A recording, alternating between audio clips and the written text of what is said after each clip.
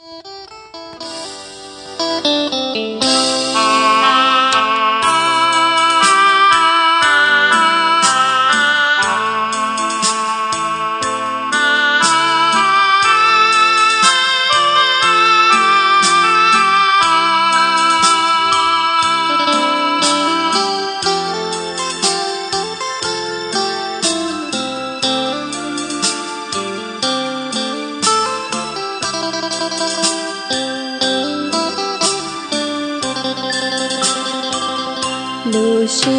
hao dễ chú nu Giêsu yêu lo chọn tranh số tao nếu muốn chọn ba kén tranh là bố sa tia cha bông đủ ta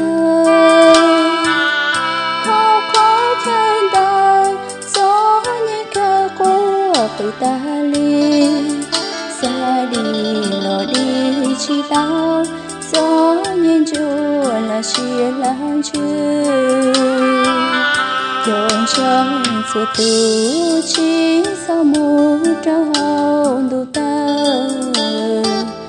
khó chân đau nhau võ trên ba trao đàn dư nhung thiết cho mong đàn dư nhung lưu do nhé cơ kia ý ba để chi một cháu chi vai tao khiến chữ bê nhớ mó xa tua lo tua chỉ tao đi trong không yêu đi lo có bê kinh trời lo hôn nơi gió kinh trời có vì muốn nhon kinh trời thì chi cho nhé cao chia luôn rồi chưa Giêsu luôn nói địa tế cho chắc gió li mò chọn chân vì nhỏ chim đêm nhớ cho chế ta xôi à gỡ chỉ tao cho bé mưa kia tế mê nhỏ cho nên si ô kể mưa nhỏ trên trời thiệt chi cho nhé nhỏ kê cả chia luôn gì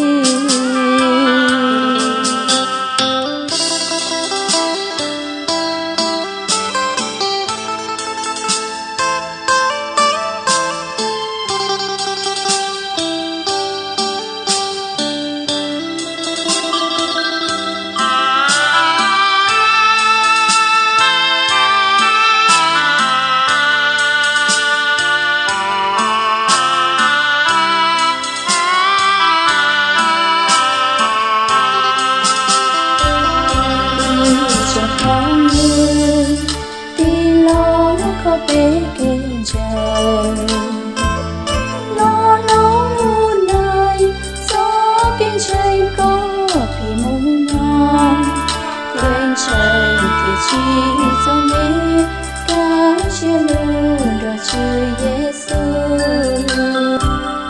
luôn năm địa tế sống cho gió ly một chọn chân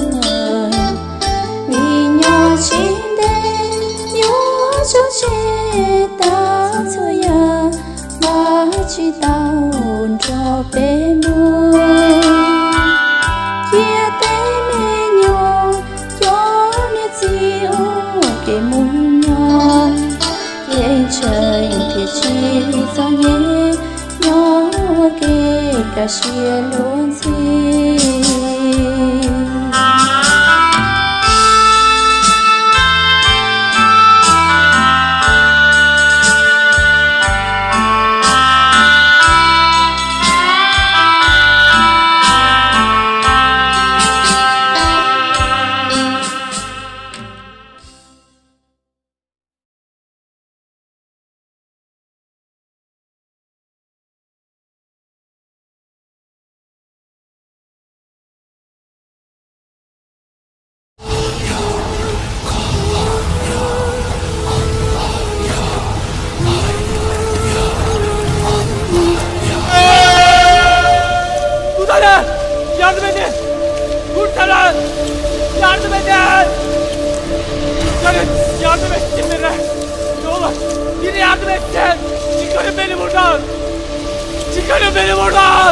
Someone stood up and said, I visited heaven last night, and described the visit, and I thought, hey, that sounds pretty cool.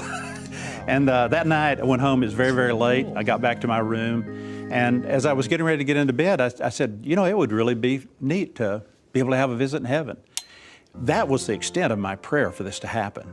I lay down in the bed, and as soon as my head hit the bed, the pillow, I was standing in heaven, standing before the throne of Jesus. And I was just completely awestruck. But as I looked at Jesus, I couldn't think, I couldn't speak, but I just fell in love. And something happened in my heart. It was like a rod in his hand, a staff, and he began to pull that cloak back slowly from the staff, and I was absolutely stunned at what I saw.